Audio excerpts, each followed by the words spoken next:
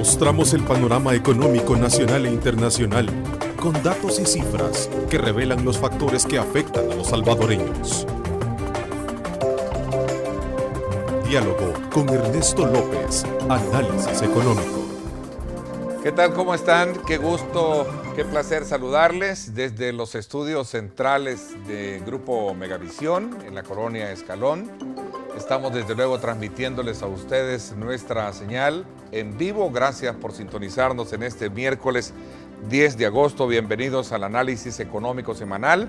Estamos desde luego contentos, agradecidos con Dios Todopoderoso por darnos como siempre ese privilegio de poder ingresar hasta la intimidad de sus hogares. Esta mañana en nuestro análisis me acompaña un selecto panel de economistas con quienes debatiremos el ritmo de crecimiento económico que lleva el país versus los fondos como públicos, cómo se manejan y sobre todo también en el momento en que se están llevando a cabo una serie de cuestionamientos a la función pública por la falta de austeridad en algunas formas de cómo se administran nuestros recursos.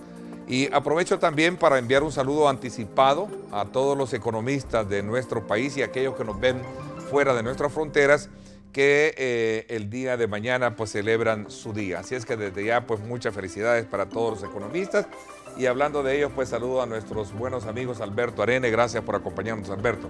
Buenos días a toda la audiencia. Gracias por esta invitación. Saludo también al economista Rommel Rodríguez, investigador del área macroeconómica y desarrollo de FUNDE. Gracias por acompañarnos. Gracias por la invitación, Manuel, y un saludo a los colegas economistas en esta semana.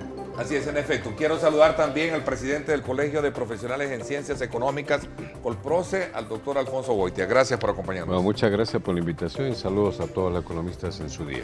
Bueno, en los últimos días el uso indebido de los recursos del Estado ha generado una serie de críticas.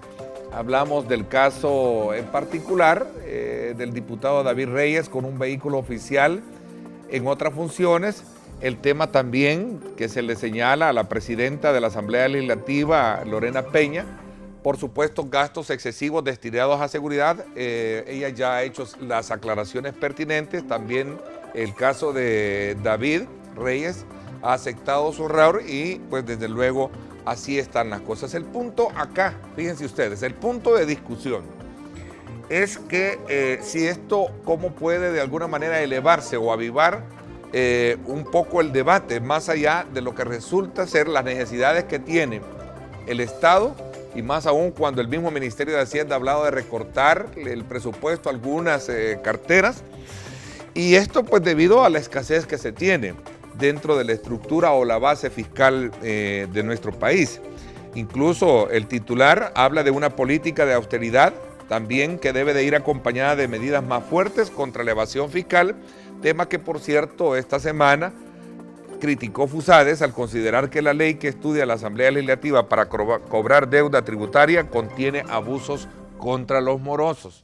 Este es otro tema que también quiero sumarlo a la discusión porque tiene que ver con todo ello. Así es que será muy enriquecedor conocer desde el punto de vista de ustedes este análisis pertinente que planteamos al país, al mundo, a través de nuestro programa. Y serán tres preguntas claves que como siempre están presentes, las que nos van a ayudar también a desarrollar este debate. La primera pregunta dice así, vea usted, ¿existe o no conciencia en la clase política sobre la austeridad? Porque ese es un punto clave, es decir, todos critican, todos hablan, pero la pregunta es, ¿qué conciencia tiene la clase política, que es la que administra los fondos públicos, sobre este tema de austeridad? La segunda pregunta dice así, vea usted, ¿debe el país aplicar la recomendación del Fondo Monetario Internacional para reducir el gasto público? Esa es la segunda pregunta. ¿En manos de quién es la tercera? ¿En manos de quién debe estar el cobro de la deuda tributaria? Porque este es un debate que también ha sido sometido de que no debería de ser el ministerio, sino que debería de ser un ente paralelo, ¿verdad? Que actúe con mucha transparencia. Así es que son elementos claves que nos van a ayudar desde luego a desarrollar en esta hora y media nuestro programa. Los invito a que hagan uso de nuestros sistemas de comunicación. Hemos introducido para usted, si piensa salir, una nueva modalidad de tener su programa en vivo a través de nuestra cuenta en Facebook. Búsquenos como Diálogo con Ernesto López. Ahí de esa manera usted encuentra nuestra señal en vivo. Si va en su vehículo, tiene su teléfono, si va por las calles, donde sea, busque Diálogo con Ernesto López y ahí encuentra nuestra señal en vivo a través de su teléfono inteligente. Y nuestro sistema de comunicación, @diálogo21, @Neto López Radio. Son las dos cuentas en Twitter que tiene disponibles para que usted participe precisamente aportando en el debate de nuestro programa. Hacía la reflexión de que el día de mañana se celebra el Día del Economista. Más allá de una celebración, yo siempre he dicho que estos días son importantes para hacer una reflexión sobre el papel que hacen los economistas para examinar el estado o el entorno mismo en el que se rodea el rubro, en este caso muy en particular de la economía. A ver, comienzo por ello. Bueno, yo creo que con respecto a tu pregunta, esta última que tú haces, yo creo que también debe partirse, perdón por ponerme un poquito académico, por también una reflexión cómo se encuentra la disciplina económica, ¿verdad? O sea, también el trabajo, los aportes que hacen los economistas al país con sus discusiones, con los diálogos, con sus investigaciones que son muy importantes, pero también tenemos que reconocer que la economía como disciplina está atravesando un momento bastante complicado, digamos especialmente después de la crisis financiera mundial que tuvo su epicentro en Estados Unidos y que esto ha venido a recomponer un montón de teorías tradicionales, ¿verdad? Entonces, eso lo digo como punto, digamos, de inicio, ¿no? Entonces, usualmente los instrumentos, los análisis, con el paso del tiempo se van modificando y muchos de nosotros, ¿verdad? Muchos colegas también a veces nos vamos modernizándonos con el mismo tiempo, digamos que se va actualizando la teoría económica. Y acostumbrarse a, digamos, como hacer una combinación del análisis económico con el análisis político, ¿no? Exacto. Ambos son Claro. consecuentes, ¿sí? No, de hecho, un poco es importante entender que la economía, para analizar más a profundidad la realidad de un país, necesitas un poco los instrumentos de la economía política. O sea, el concepto de economía política no es que sea política partidaria, sino que es economía política en tanto que analiza a profundidad los procesos económicos que hay en el país. En esa perspectiva, hay que hacer un análisis de esa realidad en el caso de El Salvador, de tal manera que nos permita descifrar de mejor manera cuál es la situación real y cuáles son las causas reales de la situación en la cual estamos en este momento. O sea, todos estos problemas de gasto, ingreso público, de los problemas de bajo crecimiento, etcétera, tienen que ver con realidades y procesos estructurales de este país. Entonces, yo creo que los economistas ahí tienen que entrar a ese nivel de profundidad. No podemos entrar simplemente a un análisis tecnocrático, ¿ya? Porque eso no ayuda, no abona, que es un poco la visión de los políticos en este momento.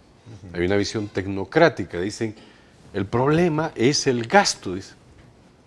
No, no es un problema de gasto nada más, es un problema de la realidad de este país, cómo se ha construido este país en los últimos 26 años o 30 años. Entonces hay que analizar esa realidad y hay que ver cuáles son los obstáculos que limitan el crecimiento de este país. A partir de eso, entonces no es simplista o tecnocrático o simplemente porque vemos un dato, vamos a decir que ese dato hay que moverlo y bajo un criterio muy simple. ¿Ya? O sea, no es así. ¿Ya? Es un proceso más complejo. Entonces, el papel de los economistas en este momento es entrar a un análisis a profundidad de la realidad del país y buscar cómo cambiar esa realidad, porque obviamente la realidad lo que nos muestra es una realidad bastante complicada. Crítica, Ese es el problema que tenemos. Interesante. A ver, Alberto, esto es ponerlos a prueba a ustedes previo con anticipación a la celebración que van a tener mañana, porque seguramente van a ser los temas de abordaje en la celebración que cada uno tenga. Me parece interesante para un programa de opinión y debate comenzar sobre este punto. No estaba, por cierto, en la agenda, pero me parece muy bien. Vamos a ver, los últimos 40 años han sido la época de mayores transformaciones acumuladas de la historia de la humanidad. Y esto ha tocado, por supuesto, la realidad y los enfoques de la economía y los paradigmas dominantes. Vimos cómo colapsó el paradigma keynesiano y cómo surgió el paradigma neoliberal, pero no a partir de ideologías, sino a partir de las realidades y de intereses concretos. Y resulta que desde la crisis del 2008, 8-9, lo que vemos es también que el paradigma neoliberal ha entrado también en problemas. Y entonces hay una búsqueda de una nueva síntesis. Eso para comenzar. Por otro lado, la visión tradicional y por lo tanto la visión tradicional entre keynesianismo y neoliberalismo sigue teniendo tensiones, pero también hay nuevos desarrollos y nuevas síntesis. La visión tradicional entre la izquierda y la derecha poniendo el énfasis en la distribución y la derecha supuestamente poniéndola en las libertades económicas y en la inversión y el crecimiento, pues resulta que también eso ha variado, porque la misma derecha demostró en muchísimos países, ¿verdad?, no asumir verdaderamente el rol de promover la inversión y el crecimiento. Y por otro lado, la izquierda, cuando finalmente logra entrar al poder, resulta que cae más en la cuenta de que sin inversión privada y crecimiento el problema fiscal se agrava y entonces hay problemas para poder asumir también la misma agenda social, que no es solamente un tema de mejor redistribución y de mejores impuestos. Y finalmente hay otro debate abierto ahora, de gran actualidad, que es el debate entre sociedades más cerradas y sociedades abiertas. El debate sobre el Brexit en Europa nos lo tiene. Y este tema yo creo que es absolutamente relevante en el país. Yo creo que más que lo que hemos estado haciendo es administrar la pobreza y la escasez, no en una agenda de desatar, ¿verdad?, la inversión y el crecimiento y quitar todas aquellas trabas que lo impiden. En este sentido, el tema que nos ubica ahora, y con esto termino, tú dices, bueno, es un tema de austeridad y cómo ha estado el crecimiento. En última instancia, el problema que tenemos fiscal no es un problema de gasto excesivo, sino que es un problema de que en este país se produce y exporta muy poco. Si la deuda pública, que andará por 17.000 millones, si tuviéramos de PIB 100.000 millones, entonces tendríamos 17%. No es nada, son peanuts, cacahuetes, como dicen, ¿verdad? Eso no quiere decir que no tengamos que apretarnos el cincho y sobre todo en aquellos gastos excesivos. Pero el problema central, me parece, es un tema de cómo creamos las condiciones para fomentar la inversión privada, porque el Estado está quebrado, ¿verdad? A menos que quiera endeudarse más para aumentar la inversión pública, ¿verdad? Y por el otro lado... ¿Es atrevido el término de quebrado, ya, desde el punto de vista de...? Bueno, hablémoslo. Sí. Y el otro tema, y con esto termino... Está quebrado desde hace 20 años. Sí, quebró sí, desde solo hace que 20 años. en los últimos se ha quebrado más. Okay. Y finalmente el otro tema es, ¿cuál va a ser el modelo o el esquema de crecimiento dominante? ¿Va a ser un esquema centrado en proteccionismos, en temas de supuestos crecimientos a partir del mercado interno? ¿O vamos a insertarnos a la globalización de otra manera, no exportando gente, sino bienes y servicios? Y esto nos implica un viraje profundo de la economía. Entender estas cosas, estos debates, estos dilemas, estas tensiones, es de la mayor actualidad para el mundo en que vivimos. Crecimiento económico versus austeridad pública. Esa es la titularidad con la que hemos presentado nuestro programa de hoy. Y sé que para hablar de crecimiento también es importante hablar también de cómo se está administrando la hacienda pública. Yo creo que es un punto también que no puede escapar para ello. Y más aún, aprovecho porque el día de ayer, por cierto, tuve la oportunidad de conversar este tema con un gran amigo a quien quiero mucho, don Ricardo Gutiérrez, allá en California. Le envío un fuerte abrazo, un saludo muy especial. Hablábamos precisamente de por qué razón la economía del país está en las condiciones en las que se encuentra. Y gran parte de esto tiene que ver la forma en cómo también se ha manejado la economía desde el punto de vista público.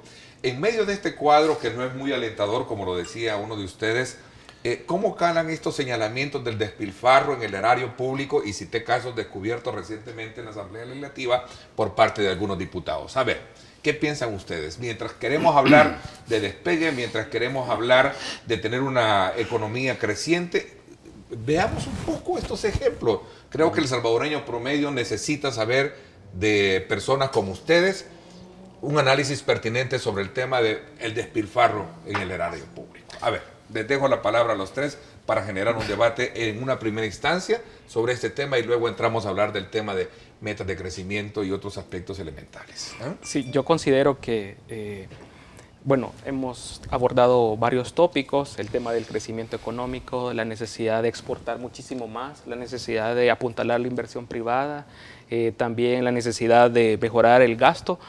Y yo creo que todos estos elementos deben verse como complementarios para generar una estrategia de desarrollo del país, una estrategia que verdaderamente venga a beneficiar especialmente, digamos, a los sectores más vulnerables, a los sectores más afectados, a los sectores que están más empobrecidos en nuestro país. Lamentablemente, y aquí aplicando un poco el criterio de economía política que decía don Alfonso Goitia, es que cuando hablamos de estos términos, y crecimiento económico, mayor administración y mejor administración del gasto público. Cuando ya entra en ese entorno, usualmente los partidos políticos lo toman como bandera. Unos se quedan única y exclusivamente con el tema del gasto público, otros que no hay que tocar el tema del gasto, sino que lo importante es el crecimiento, otros que lo importante es la inversión privada, como puede ser el mismo sector privado, pero no quiere ver el tema de la tributación. Y entonces ahí vemos que ya en el mismo escenario político, estos elementos que todos hemos aquí abordado, que son muy importantes tenerlos presentes y tienen que ser integrales y tienen que complementarse para generar un modelo que favorezca el crecimiento, se va viendo como polarizado desde ya el principio. Entonces, esta polarización es la que va bloqueando el diálogo y va afectando, digamos, la economía para generar mejores condiciones. Entonces, esto es un elemento bien importante, ¿verdad? Porque el crecimiento es bueno, lo necesita la economía.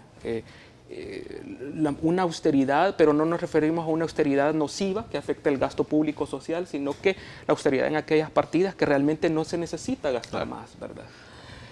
Vemos el tema de la tributación, que hay que mejorar la tributación, pero por ejemplo el sector privado empresarial solamente destaca el tema de la inversión pública.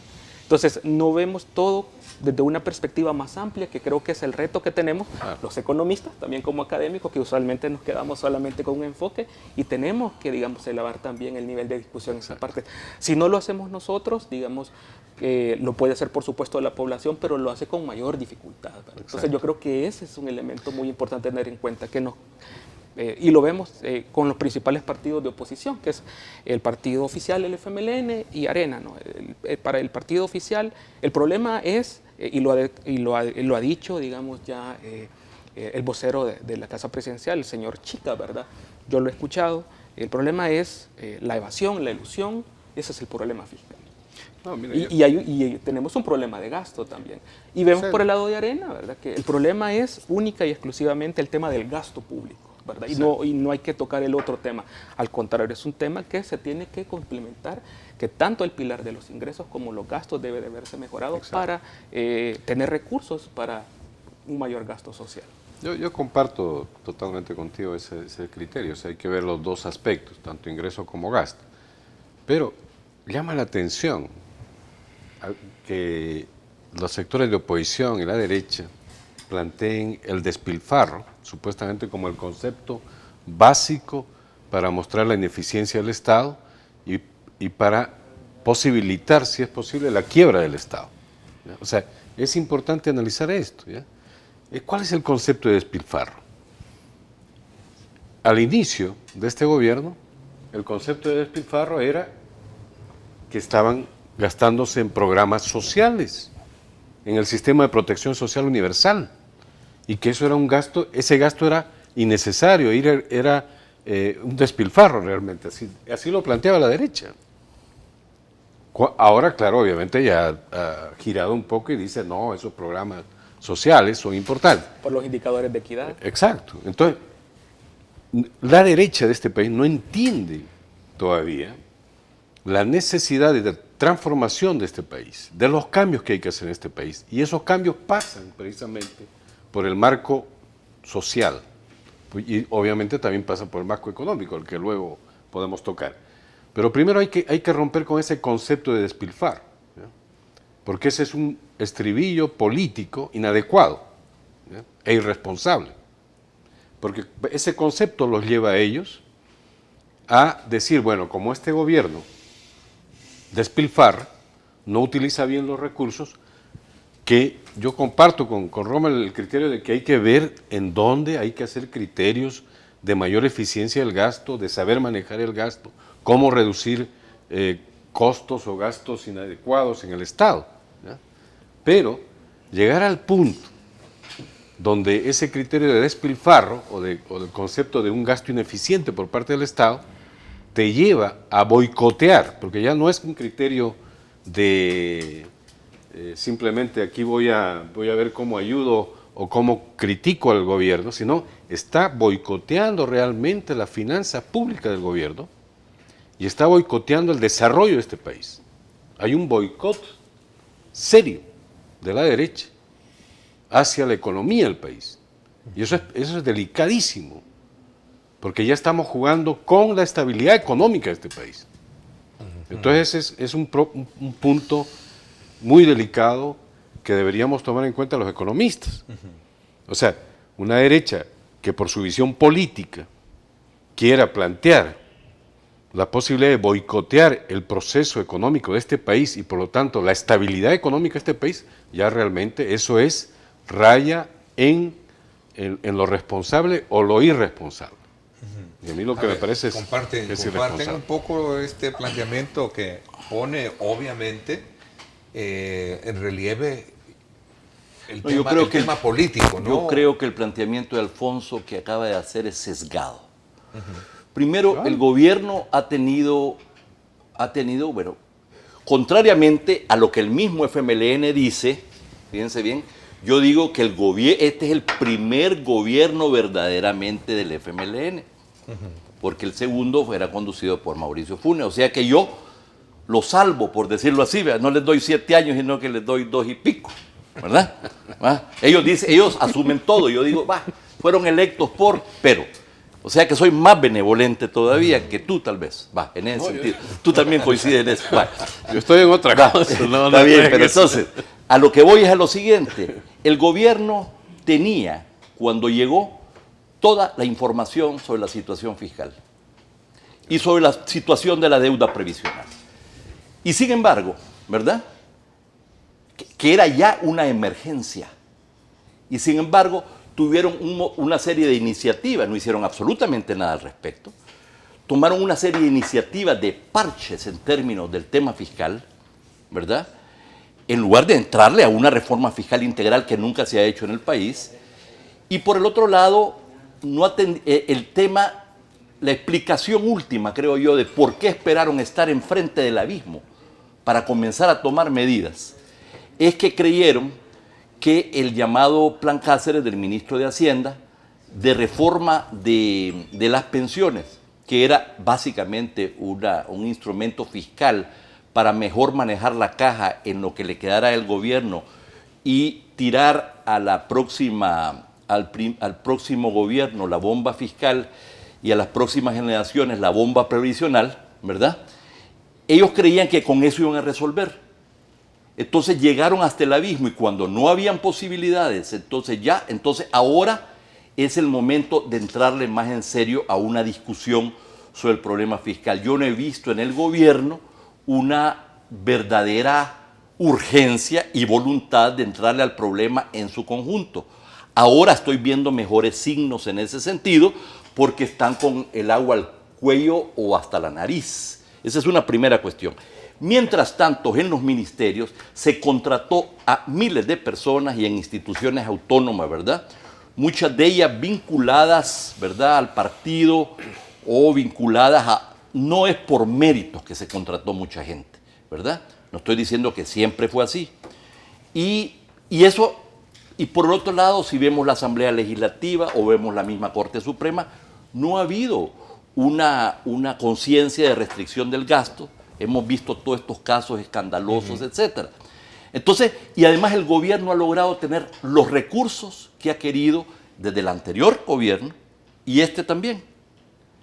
Entonces, en ese sentido es que digo que me parece sesgada. Eso no quiere decir, y con eso me curo en salud, Alfonso, Sí, ¿verdad? pero- Diciendo lo siguiente, eso no quiere decir que la derecha no los ha estado esperando en la bajadita, como dicen los venezolanos. Para ponerle la cascarita. Pues sí, pues que se desgasten. El gobierno no tuvo la claridad de haberle entrado al problema fiscal en los primeros 2 años, ¿verdad? En serio. Y ahora, en el resto de años que le queda, está amarrado y maniatado y muy dependiente de las decisiones del mismo partido Arena. Y ahora también no le queda más remedio que ir al Fondo Monetario Internacional, que era el horror y que era el pecado más grande. Entonces, a mí me parece que se tiene que tener una visión más integral y más balanceada y no sesgada respecto a estos temas, ¿verdad? Yo creo que eso no quiere decir que la derecha no diga por qué vamos ahora a hacernos cargo nosotros, ¿verdad?, de los costos políticos, del ajuste que le corresponden a este gobierno, dice ellos que tiene 7 años de estar conduciendo los destinos nacionales. Y ahí está parte del problema. Como yo lo dije en una columna, pues se van a tener que hacer cargo porque este problema no lo resuelve el gobierno del FMLN solo, y Arena y el sector privado también tienen que participar en una solución que es de país. Alfonso, Hasta ahí. por alusión. Definitivamente. Sí, Alfonso, pero por mira, alusión, yo- y un poco ese- para clarificar, yo no porque me creo- parece que es buen punto Sí, este, ¿no? hay un problema. Yo entiendo a Alberto, que también tiene una visión sesgada también en torno al gobierno. Obviamente también es muy crítico de la derecha, pero me parece que el tema fiscal no es un problema de este gobierno. El problema fiscal viene de hace tiempo. Claro. Y normalmente se resolvió el problema fiscal bajo procesos precisamente de pagos de deudas de corto plazo a través de bonos y luego otra vez deudas de corto plazo a través de letes, etcétera, etcétera. O sea, hay una hay un distorsión exactamente. de las finanzas Pero públicas por eso, y de porque violaciones a la ley. Exacto, porque Sí. la economía de este país ha funcionado así, no es en este gobierno. Yo estoy de ¿ya? acuerdo con Entonces, esa crisis fiscal o esa problemática fiscal viene de años. Claro. Si los gobiernos de Arena entraron en procesos de debilidades financieras para poder pagar a sus proveedores y toda cosa. ¿Y lo resolvían cómo? Lo resolvían a través de bonos. Pero si Y llegaste... los aprobaba el frente. ¿ya? Sí. O sea, yo no estoy tratando de sesgarme hacia el frente, sino que simplemente estoy señalando realidades que operaron en este país. El problema de las pensiones no es un problema nuevo, o sea, eso lo sabía el gobierno de Arena, sabía que en un momento determinado entraba en crisis el problema de las pensiones. Y por eso hicieron el mecanismo ese del famoso fideicomiso, precisamente para transitoriamente resolver, pero sabían que venía nuevamente el problema previsional. Entonces, ahora obviamente yo no estoy, si estamos de acuerdo o no estamos de acuerdo con la reforma previsional que plantea el gobierno, pero lo que te digo, ese es un problema serio y es un problema montado y creado por las políticas anteriores. La privatización generó un problema y ese problema fiscal generado hay que buscarle una solución obviamente articulada, hay que buscar entre todos los sectores cómo se puede manejar eso, ¿ya? Pero en el fondo hay un problema fiscal ahí. Le dejaste al Estado la posibilidad de seguir endeudándose en el largo plazo a través de esa deuda previsional. O sea, le tiraste toda la responsabilidad al gobierno del pago de las pensiones sin fondos, habiéndole quitado todos los fondos. Entonces, ¿cómo es eso? Pero yo creo que olvidamos algo acá, que es que definitivamente los problemas de las finanzas públicas son estructurales si uno los ve en el largo plazo.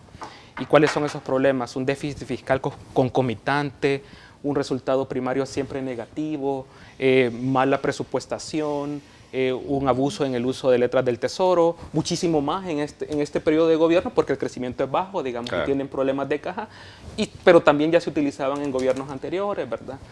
Pero recordémonos también que cuando llega en el año 2009 el presidente Mauricio Funes, se convoca en el año 2010, en aquel famoso llamado Consejo Económico y Social, la famosa mesa fiscal.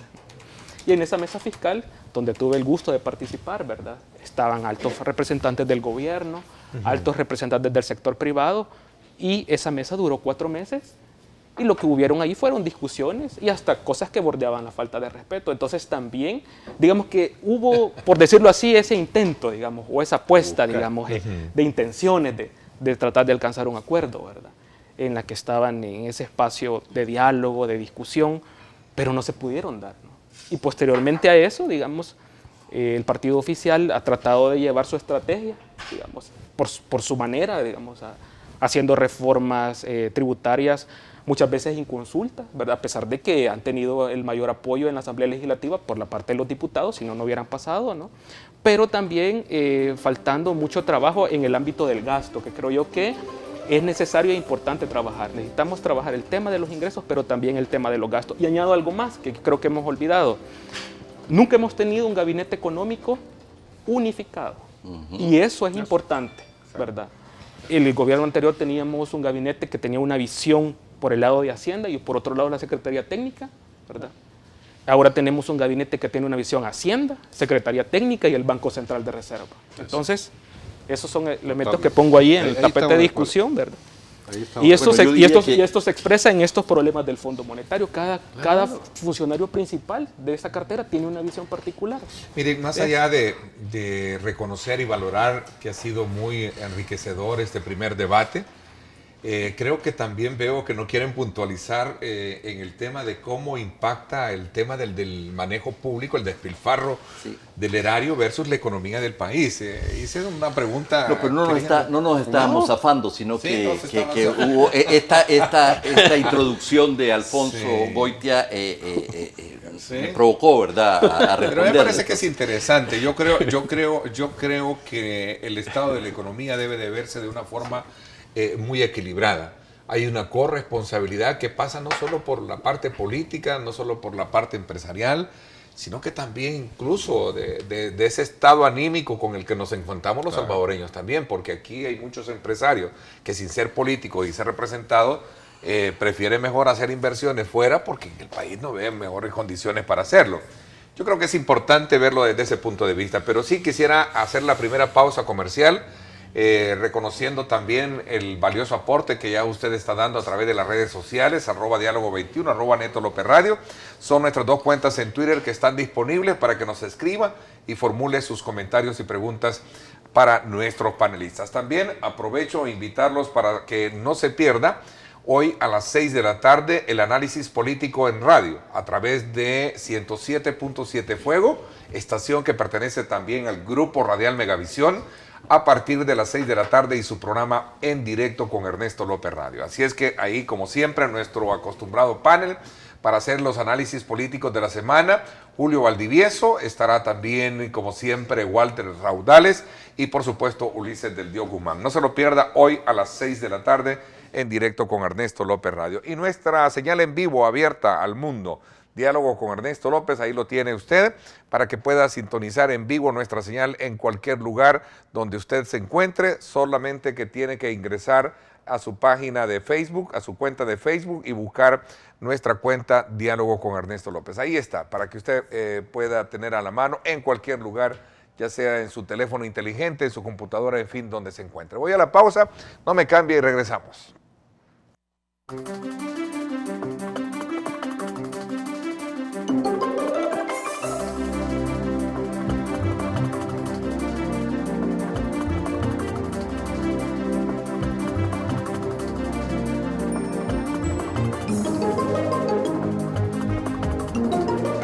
Diálogo con Ernesto López, análisis económico. Diálogo con Ernesto López, análisis económico. Bueno, gracias nuevamente por estar con nosotros. Seguramente usted se preguntará, bueno, lo agarraron a Ernesto, sí, lo cacharon, ¿no? Hablando No, lo que pasa es que el debate extra cámara, es decir, cuando se van a comerciales aquí se vuelve más intenso, se vuelve más interesante como tal. Bueno, antes de continuar con nuestro panel de hoy, economistas, probos en la materia, hablando sobre el estado de la economía del país versus el tema de la austeridad como tal, quiero recordarles que todos los salvadoreños también están disfrutando el exquisito sabor de pollo campestre. Pruébelo hoy en cualquiera de sus restaurantes. Pollo campestre es un producto orgullosamente hecho en El Salvador. Así es que desde ya le invito a que disfrute de esa rica comida de pollo campestre. Bueno, continuamos con Rommel Rodríguez de Funde, Alfonso Goitia de Colproce y Alberto Arena, economista también, en nuestro análisis de hoy, que corresponde precisamente a medir los alcances o el estatus actual en el que se encuentra la economía de El Salvador versus también el estado de la administración pública, especialmente del erario. Tú hacías una acotación antes de irnos a la pausa, Alberto. No es que se están a buen salvadoreño zafando de querer hablar acerca del tema del despilfarro, del cual se conoce, pero yo creo que es importante ponerlo en relieve, porque por un lado podemos estar hablando de crecimiento económico, podemos estar hablando de nuevas inversiones, podemos estar hablando de mejorar las condiciones de la economía del salvadoreño promedio, pero por otro lado también tenemos un despilfarro de quienes aportan al erario. En este caso, los contribuyentes. Fíjate que estos casos muy en particular que puse desde un principio como ejemplo, y no es una actitud de carácter personalizada, sino más bien a los acontecimientos que rodean el tema de la administración pública. Fíjate que este día el periódico El Diario de Hoy publica: al año 18 directivos de la Asamblea Legislativa gastan 68.652 en combustibles. Yo me pregunto, o sea, y que no tienen su salario, que no tienen sus propios vehículos y que no les pagan por. Bueno, eso por un lado. Y los viene la prensa gráfica igualmente titula: combustible para los directivos del Congreso superan al que usan cuerpos de socorro. Imagínate que los cuerpos de socorro, que son los que andan en la calle sirviéndole al salvadoreño de a pie, no tienen combustible. Esto me lleva a la primera pregunta. ¿Existe o no conciencia en la clase política sobre la autoridad? No, es clarísimo, no. Y no es un tema del gobierno solamente, es un tema de la Asamblea Legislativa, probablemente también en la Corte Suprema de Justicia en su conjunto, ¿verdad? En muchas instituciones autónomas. Es un tema generalizado. Este país no entiende. O sea, pareciera que es necesario llegar al abismo, ir al despeñadero, para que entonces reaccionar. Y aún así, cuando es claro que vamos al despeñadero, a menos que haya un viraje muy radical en muchos sentidos, ¿verdad? En términos de contención del gasto, en términos de acuerdos fiscales, ley de responsabilidad fiscal, en términos de una estrategia del tema de la reforma previsional y de la misma reforma fiscal integral, del tema del crecimiento, del tema de toda la administración, de la forma como se ha violado la Constitución, en la forma como se aplica, como se administran las finanzas públicas, que viene por supuesto de lejos. Coincido con lo que planteaba Alfonso, ¿verdad? Es decir, aquí se necesita entrar a estamos en emergencia, y mientras estamos en emergencia suceden estos casos, algunos que no son tan significativos en términos económicos, pero que lo que hacen es que le indignan a la población, ¿verdad? Y dicen, qué barbaridad. Y estos casos en particular que yo cité, y no es una actitud de carácter personal, sino que lo que recogemos de estos casos que hemos conocido recientemente, solamente son los eslabones sueltos que permiten desnudar cómo se está administrando el tema público. ¿Por qué los directivos necesitan comprar una camioneta Land Cruiser nueva que vale $80,000 en estos momentos, cuando las que tienen están muy bonitas y tienen una vida útil de unos 8 años más porque son muy buenas y duran más, ¿va? Por ejemplo. Y no se salva, y no es solamente en el órgano legislativo, el judicial es igual, sí. el ejecutivo es igual. A ver, el resto. Yo comparto totalmente con Alberto este criterio de la necesidad de austeridad, de un manejo eficiente del gasto público, de la necesidad de una ley de responsabilidad fiscal. pero una ley de responsabilidad fiscal que asuma todos los aspectos, no solo el tema del gasto, también el tema del ingreso, el tema de la evasión fiscal, el tema de la elusión. O sea, tiene que estar, son parte de la responsabilidad fiscal. Entonces, no es, yo estoy claro de que hay que entrar en un proceso de cuidar mejor los ingresos que tiene el Estado. Y ahí viene el Fondo Monetario. Entonces le dice el Fondo Monetario a nuestro querido gobierno, le dice, mire, estas son las medidas que usted debería aplicar en el marco de ingresos y de gastos. Tiene que resolver el problema de gastos. Y es cierto, o sea, todos estos ejemplos que tú has señalado evidencian un manejo inadecuado en las distintas instancias del Estado. Y eso hay que resolver. Pero bueno, en todo caso, el problema, como digo yo, es mucho más a fondo. El problema tenemos que resolver por el lado tanto de un manejo eficiente del gasto que tenga impacto positivo sobre el desarrollo económico del país, por un lado.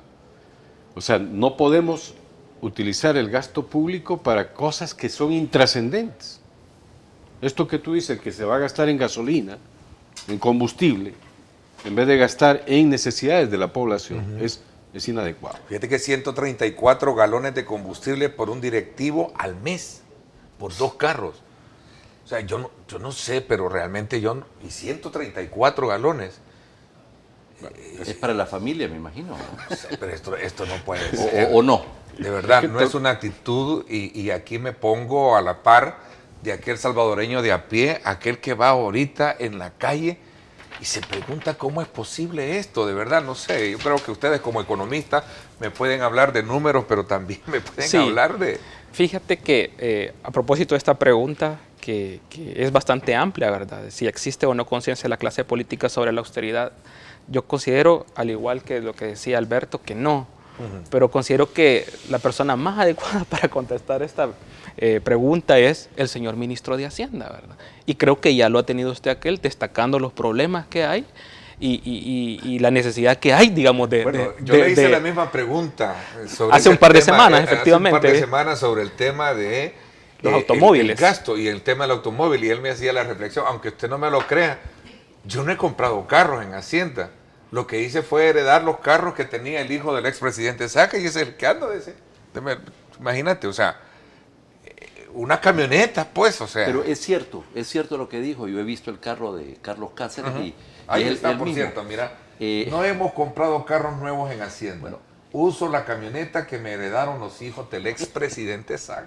Vamos a ver. Dicho por él, Yo quiero retomar algo que planteó Rommel, que me parece a mí fundamental, y tiene que ver sobre si ha habido una unidad en la conducción de la economía a partir, dijéramos, de los funcionarios responsables. Yo diría que en términos de visión, de la construcción de una visión, el principal líder del gobierno anterior fue Alexander Segovia, pero en términos de la ejecución concreta, yo diría que fue Carlos Cáceres. Y en este gobierno, quien ha liderado en última instancia la política económica es Carlos Cáceres. O sea que tenemos un funcionario que ha estado 7 años en el gobierno, que ha intentado, y en parte con éxito, llevar los ingresos tributarios del 12,5% al 16%, ¿verdad? Pero que nunca lideró una reforma fiscal integral, que impulsó una serie de iniciativas y que por otro lado en este gobierno fue quien le planteó al presidente que el problema se resolvía con esta reforma previsional, que más que reforma previsional fue caracterizada como una iniciativa fiscal para obtener los recursos de caja para terminar. Creo que el presidente de la República y el gobierno en su conjunto se emboletó en esto, el mismo secretario técnico de la presidencia expresó reservas y en privado a mí me contaron que dijo, no hombre, si eso es el plan Cáceres, eso es una iniciativa, pero no es la posición del gobierno. Es más, creo que en algún momento hasta lo hizo público. Creo que el secretario, porque a uno se le olvida ya a estas alturas del partido. Tenemos memoria corta. Sí, así veces, es. ¿no? El mismo secretario de Comunicaciones dijo que ese no era la posición. ¿Se acuerdan ustedes? Y sin embargo esa fue. Eso, entonces el gobierno perdió 2 años preciosos, ¿verdad?, en entrarle a fondo a la reforma del sistema previsional, de la reforma fiscal, ¿verdad? Los años preciosos porque dijo que con esas iniciativas y paliativos, más el tema de la reforma previsional, iban a resolver el problema. Que si recursos constitucionales, que si Gana finalmente dijo que no, yo no me voy a meter a apoyar esto porque va a tener enormes costos políticos. Es que mira Alberto y el resto de la mesa, cualquier intento, y voy a un poco a extraer del debate de ustedes, cualquier intento, cualquier iniciativa que busque fortalecer la base fiscal de nuestro país no va a ser bien vista por la población, mientras por otro lado también se está malgastando el dinero público. ¿Cuánto el país se podría ahorrar si ya no se empiezan a comprar esas grandes camionetas que no necesitas, hombre? Sí.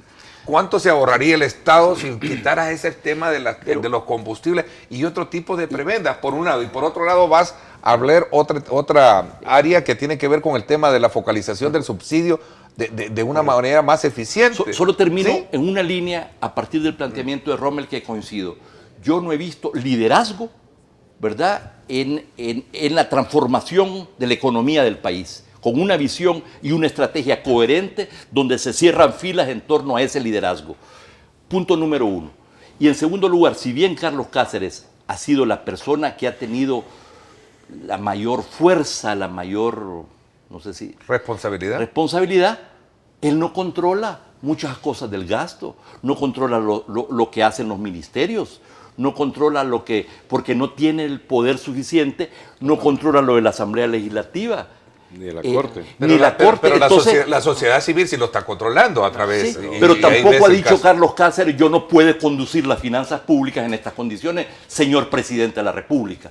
O contenemos el gasto y avanzamos en la inversión y el crecimiento y llegamos a consensos con otros partidos políticos, ¿verdad?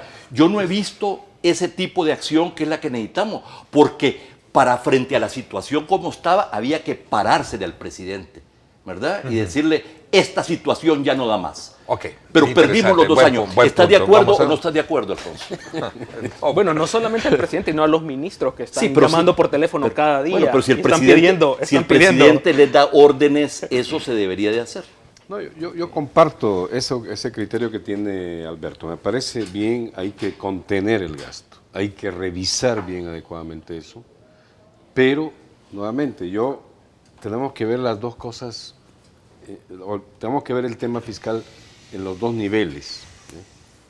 O sea, es el problema de la contención del gasto, hay que resolver eso a profundidad. Eso el ministro de Hacienda no ha tenido, entiendo yo, la capacidad de controlar a la estructura estatal de la Corte, de la Asamblea, de lo que sea, del mismo gobierno. Pero es que legalmente no puede también. Exacto. Entonces, ¿por qué? ¿Y no es el responsable de...? No, porque por ejemplo en el caso del órgano judicial, la Constitución establece que es el 6%. Y tiene una asignación determinada. El FODES está establecido también. Y cuando uno ve las finanzas de las alcaldías, ve que tienen problemas de alto endeudamiento y que no utilizan los recursos realmente para inversión productiva. Entonces no puede llegar con autoridad a decirle, no, porque su función es entregar el 6 y el 8. ¿La Corte de Cuentas sí lo puede hacer, Robert? Sí, debería de serlo. Debería de serlo. Y pero ya sabemos... Pero existe algo adicional ahí, que en lo que corresponde al Ejecutivo sí han habido algunos intentos, pero no han tenido los mejores resultados. Eso es en defensa, dijéramos yo, más allá de sus responsabilidades de Carlos Cáceres, en el sentido que pero en estas condiciones un ministro de Hacienda se le plantea al presidente, ¿no? Si tú hubieses sido ministro de Hacienda, le decís, presidente, esto no se puede. Esto no se puede. Hay otra cosa, porque esto es un tema de aquí, en los detalles está el diablo. Ustedes saben de que uno de los mayores conocedores del tema de la reforma previsional y de todo el sistema de pensiones público, pero también privado, es el señor Mesa Lago, ¿no? Un gran economista. Sí, Carmelo Mesa Lago. Carmelo Mesa Lago. ¿Quién lo trajo?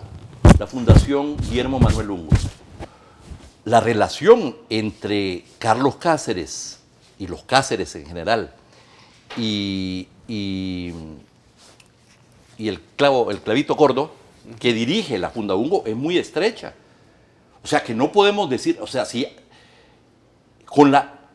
trajeron al país a uno de los grandes expertos, que se opuso precisamente al tipo de reforma, a la creación, A la privatización. a la privatización como se hizo, y tenía un esquema más balanceado público-privado. Muchos años después, cuando lo trajeron de nuevo, él dijo, no estoy de acuerdo en estas condiciones a volver al esquema de reparto, ¿verdad? Sí. Entonces lo ignoraron. Mucha gente, no estoy seguro si fue Carlos Cáceres, pero quiero decir, ciertamente del lado del FMLN, ¿verdad? Entonces lo que quiero decir es que, ¿y qué pasó ahí?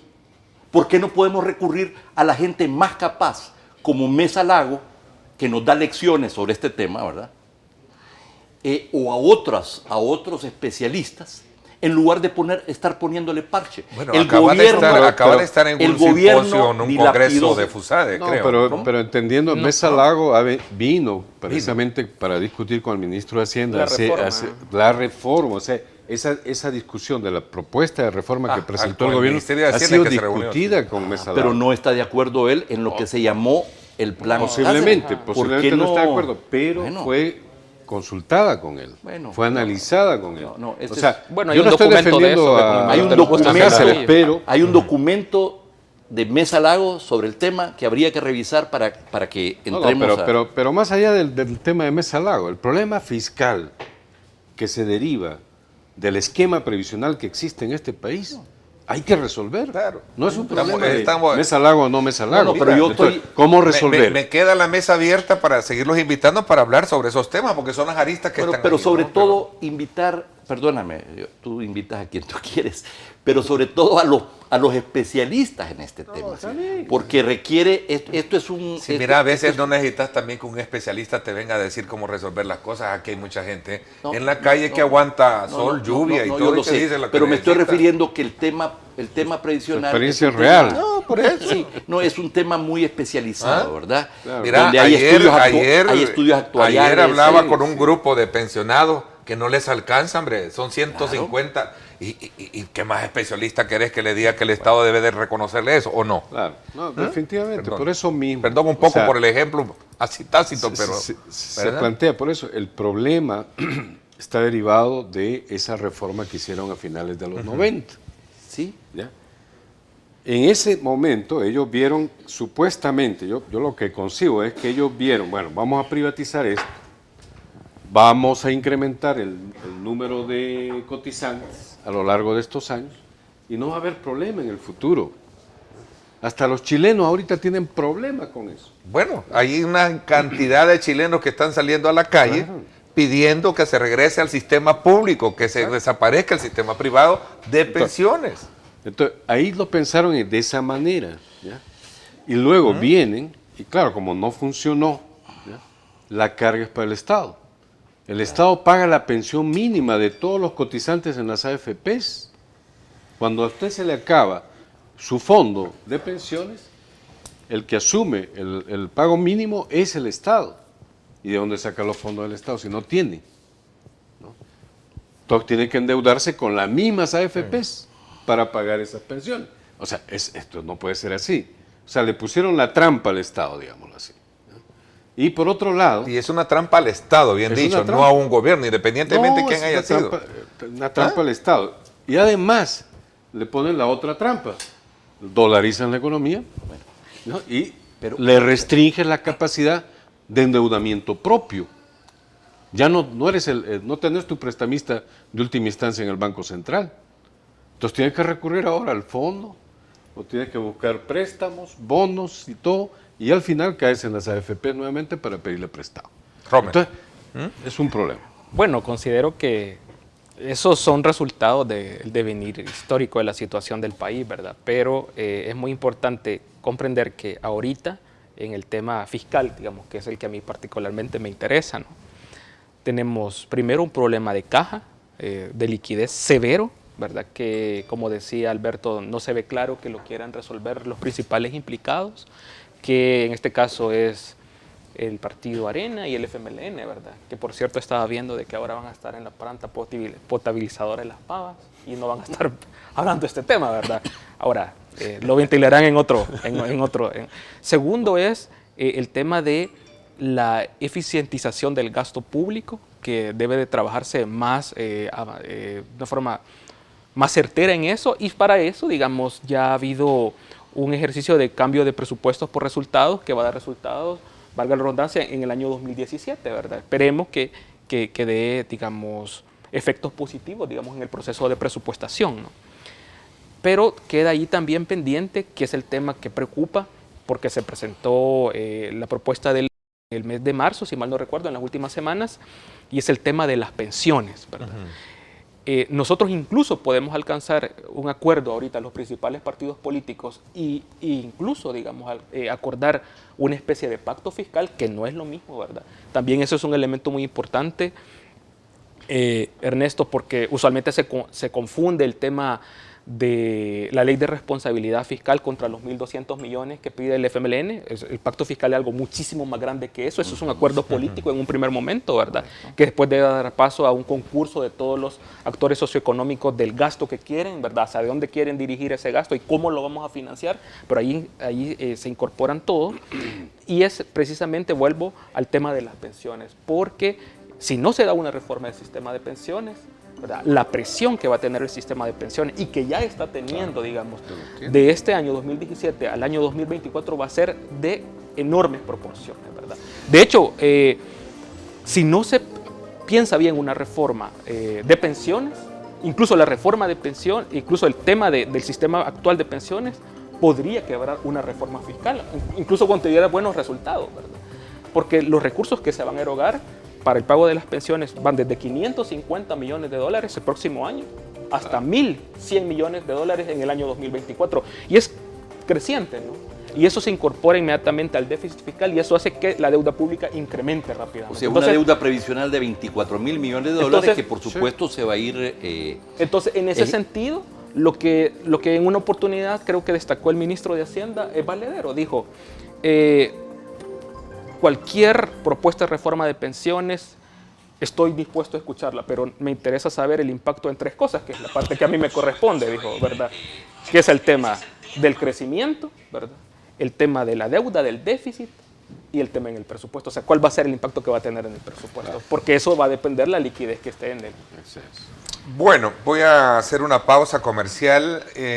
Aquí creo que encaja ya la aplicación o el análisis que podemos darle a la segunda pregunta que hemos planteado. Es decir, ¿es válido entonces comenzar a ajustarnos el cincho a partir de las recomendaciones que hacen organismos internacionales? Creo que es muy interesante.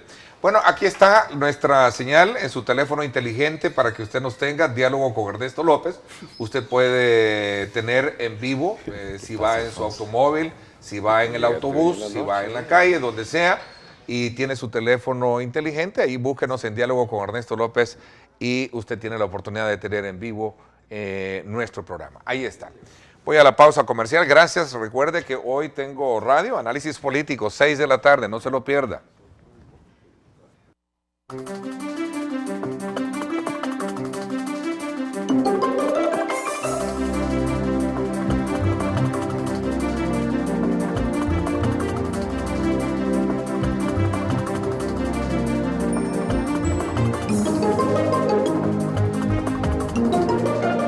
Diálogo con Ernesto López, análisis económico. Diálogo con Ernesto López, análisis económico. Bueno, gracias nuevamente por estar con nosotros. Bueno, hay una tercera pregunta que hemos planteado también en nuestro análisis, como ya es costumbre, y que me parece también a partir de ese planteamiento que han hecho ustedes sobre cómo se está de alguna manera administrando la administración pública, ver también los ajustes pertinentes que hacen algunos especialistas en el tema. Por ejemplo, el Fondo Monetario ha recomendado tomar varias medidas. ¿Debe el país aplicar estas recomendaciones? Bueno, primero hay que destacar que lo que ha mencionado el fondo en su último informe de artículo 4 son, como bien lo destacaba también el señor Mario Garza, ¿verdad? Son recomendaciones, es decir, es un abanico, ¿verdad?, de propuestas tanto en materia de ingresos como de gastos que el gobierno puede tener presente, digamos, para analizar, para discutir, tanto el partido oficial como con la oposición, ¿verdad? ¿Y cuáles son algunas de ellas? Bueno, hay de todo tipo, ¿verdad? Hay unos que, por ejemplo, uno ve en los medios a veces que destacan solamente algunas, ¿verdad? Pero realmente son diversas. Habla, por ejemplo, de incrementar el 5% del impuesto sobre la renta a las personas naturales de más altos ingresos, ¿verdad? Que el Fondo Monetario esté diciendo eso, qué raro, ¿verdad? Habla también del control del gasto corriente, ¿no?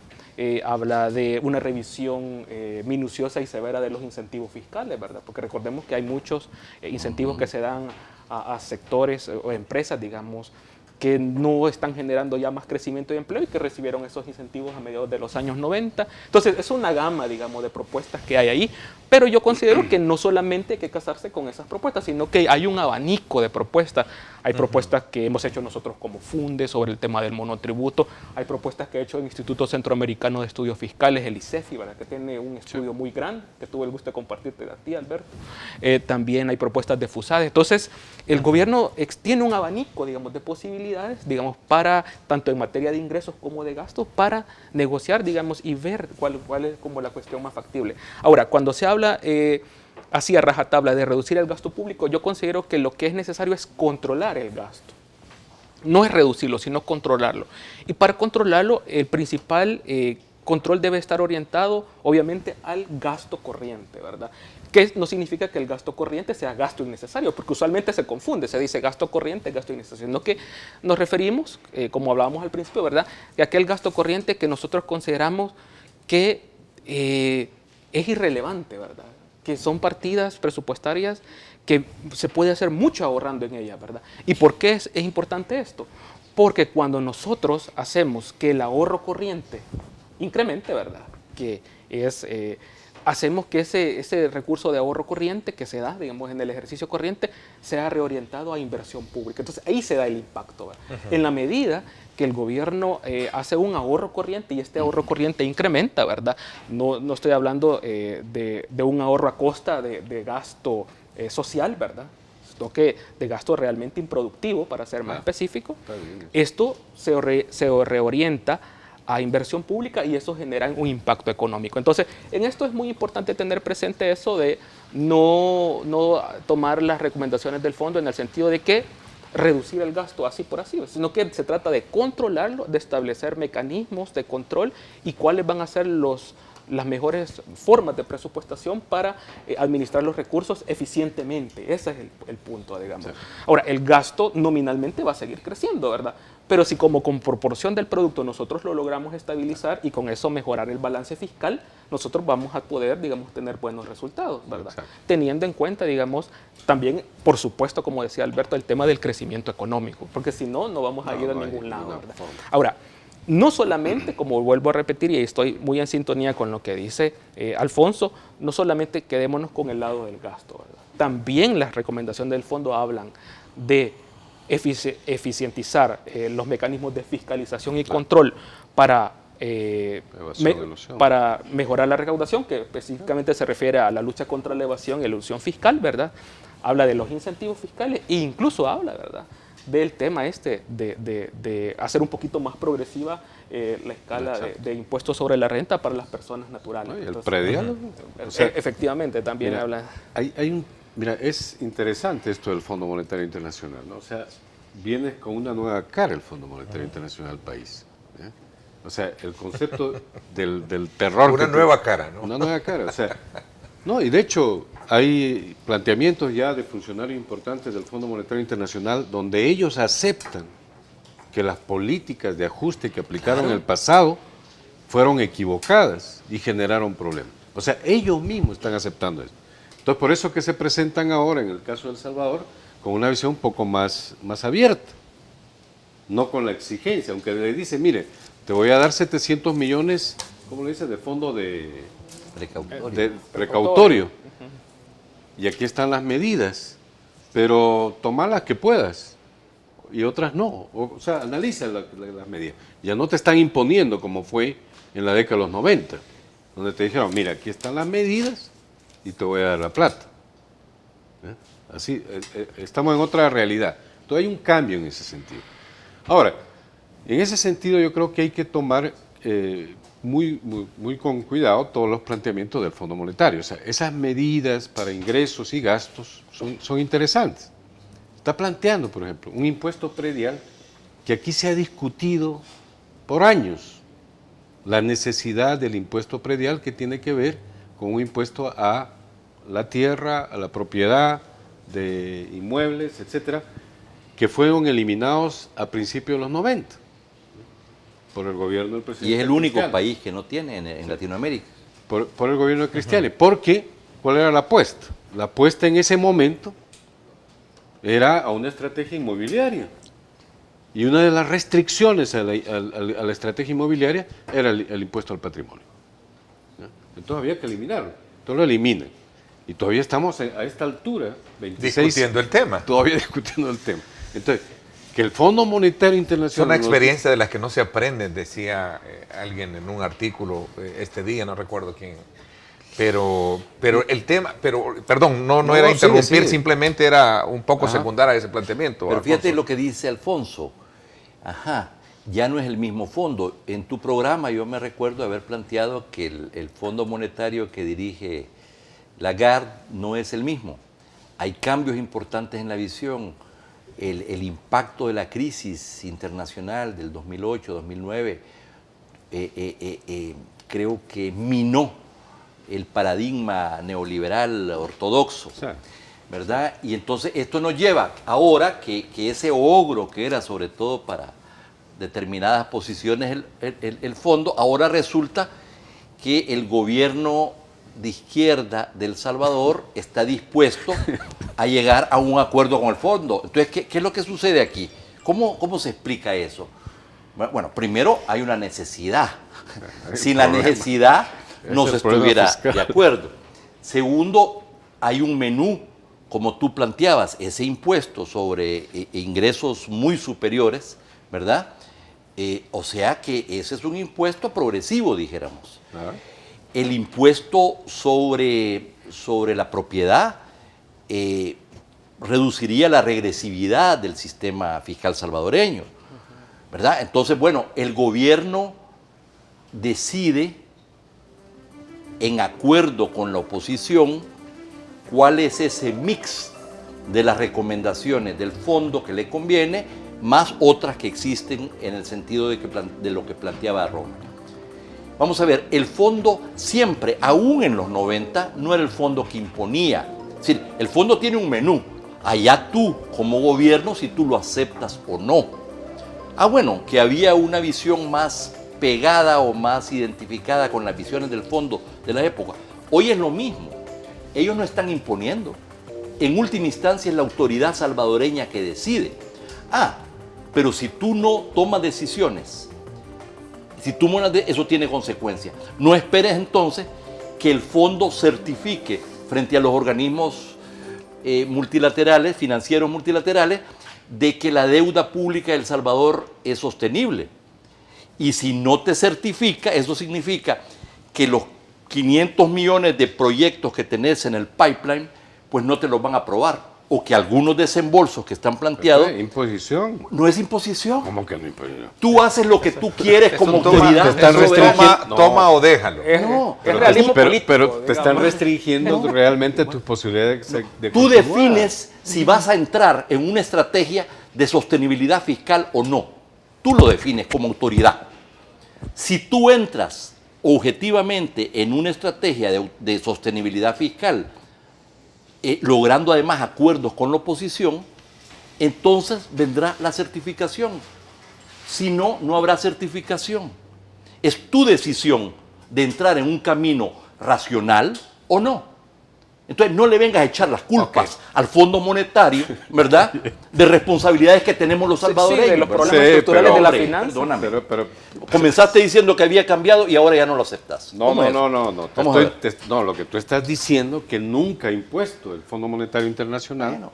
sino que depende de cada gobierno que lo toma. Si ¿no? un gobierno Él lo autónomo sabe. se planta, no es posible que el fondo se lo imponga. O sea, si se planta. No, claro. Bueno, pero el problema Por es que ejemplo, no se plantaron. Por ejemplo, en el gobierno de Funes, ¿qué pasó? En plena crisis, ¿qué hizo el gobierno? Pidió un fondo precautorio de 800 millones, pero no aplicó las políticas o las medidas de ajuste que quería el Fondo Monetario, o que podía haberle planteado el Fondo Monetario. Bueno, mira las consecuencias. Pues. No, pero precisamente, o sea, para salir de la crisis era necesaria una política expansiva. Y eso fue lo que resolvió el problema del crecimiento. Si no hubiéramos estado todavía con tasas negativas. Sí, pero la otra parte no la hiciste. No, por eso, pero yo te estoy diciendo, hay formas de manejarse, ¿ya? Y igual, este gobierno tendrá que ver cómo se maneja con el Fondo Monetario Internacional para asimilar algunas de las medidas que pueden ser positivas que hay que aplicar por el lado de ingreso y gasto, ¿ya? Y otras que habrá que Y ahora viene Arena, que cuestionar. que se quiere parapetar detrás del fondo para decir, porque Arena no va a estar de acuerdo supuestamente en un acuerdo con el gobierno. Entonces dice, no, estamos de acuerdo con el fondo, pero bueno, eso es una decisión entre ellos y el gobierno.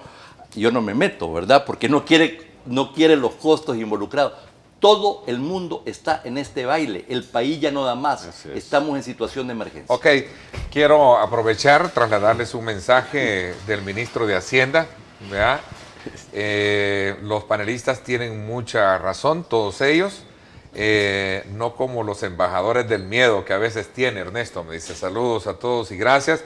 Es verdad, nunca he podido controlar los gastos, la ley no me lo permite, dice. O sea, él acepta de que no ha podido controlar porque la ley no le permite. El 75% del presupuesto es regido por ley, dice.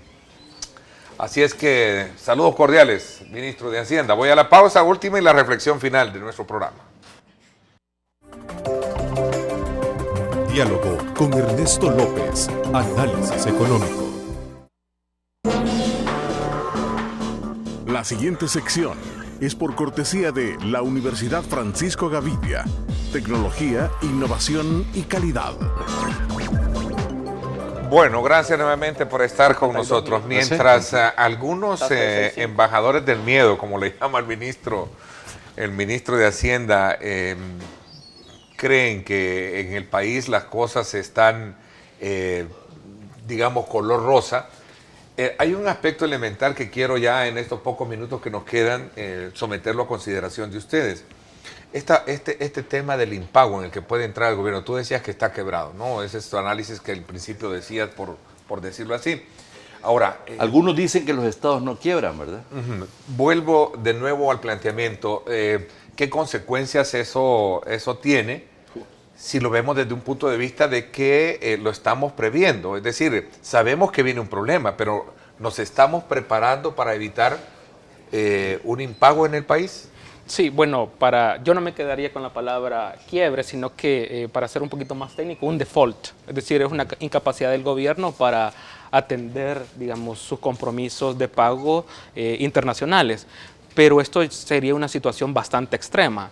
¿Por qué? Porque el gobierno, digamos, en su proceso de pago, siempre el pago de las deudas internacionales siempre juega un papel bien relevante, porque recordémonos que si no paga no tiene acceso a la misma liquidez que le da. Entonces, ¿pero qué es lo que pasa cuando la situación de la liquidez se va estrechando, como pasa ahora? Lo que primero tenemos son retrasos en los fondos, que es lo que estuvimos viendo durante estas vacaciones, que hubieron algunos retrasos para el caso de las alcaldías, para el caso de los bonos a los policías, pero después lo que es retraso se comienza a hacer de que no hay recursos para ellos, ¿verdad? Para personas o para grupos específicos, ¿verdad? ¿Por qué? Porque siempre se va privilegiando el tema de honrar el servicio de la deuda externa, ¿no? Cuando ya se llega a ese nivel es que se da concretamente el default, y eso ya es un indicador que la situación está muy complicada. Ahorita lo que estamos viendo son síntomas, ¿verdad?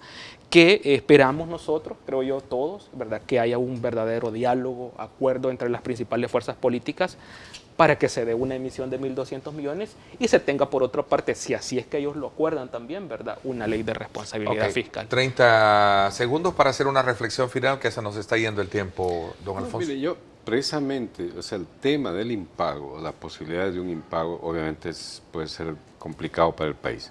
Pero nuevamente, la responsabilidad es una responsabilidad política en este momento.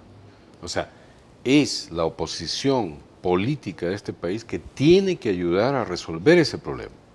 O sea, la posibilidad de emitir bonos por 1.200 millones de dólares resuelve el problema de la liquidez del gobierno.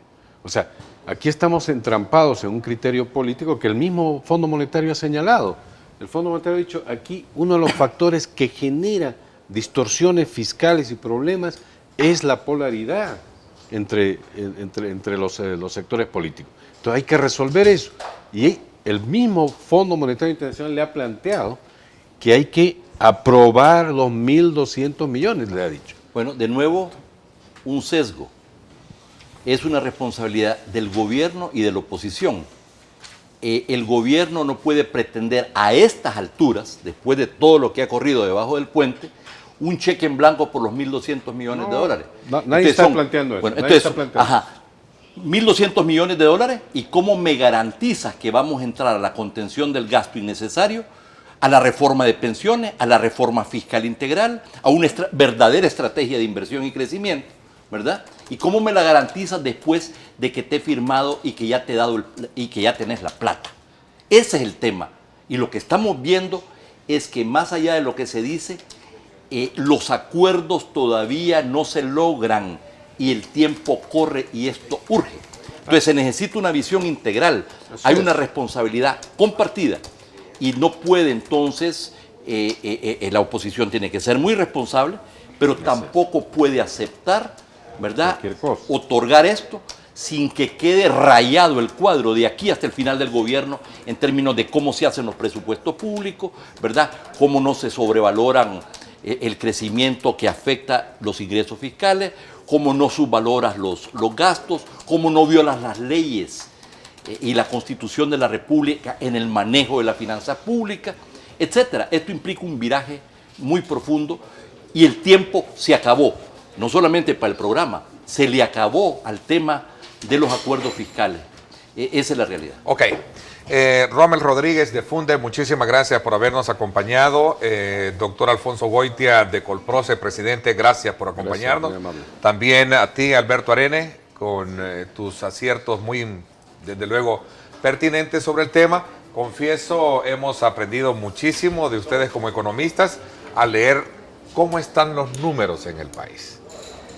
Cumpliendo nuestra misión de dar aportes importantes al debate del país, no me resta más que agradecerles a ustedes su preferencia. Gracias, pásenla bien y como siempre recuerden lo más importante, amar a Dios sobre todas las cosas. Mostramos el panorama económico nacional e internacional con datos y cifras que revelan los factores que afectan a los salvadoreños. Diálogo con Ernesto López, Análisis Económico.